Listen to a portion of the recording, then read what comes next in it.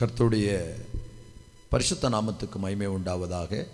இந்த நாளிலே தேவன் கொடுக்கிற அவருடைய வார்த்தை சங்கீதங்கள் புஸ்தகம் 128வது சங்கீதத்திலே 3வது வசனம். உன் பிள்ளைகள் ஒலிவ மரக் கன்றுகளைப் போல் இருப்பார்கள் என்கிற வார்த்தையை நமக்கு ஆண்டவர் தருகிறார். எனக்கு அருமையான தேவ பிள்ளைகளே, தேவ மக்களே, நிச்சயமாய் நமக்கு ஆண்டவர் பிள்ளைகளை கொடுத்திருப்பார்.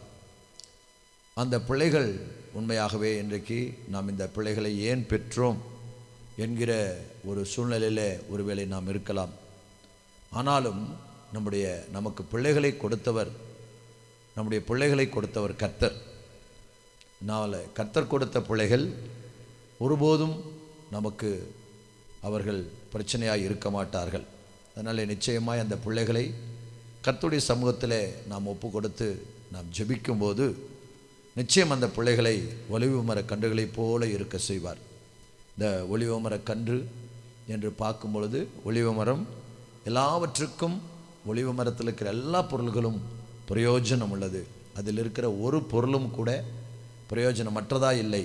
எல்லா பொருள்களும் பிரயோஜனம் உள்ளதாக இருக்கும். நிச்சயமாகவே நம்முடைய பிள்ளைகளும் எல்லாவற்றிலும் நமக்கு பிரயோஜனமாக இருப்பார்கள் என்றுதான் ஆண்டவருடைய வார்த்தை சொல்லுகிறது. நிச்சயமாக இந்த பிள்ளைகள் ஒலிவ மரக் கன்றுகளைப் போல இருப்பார்கள்.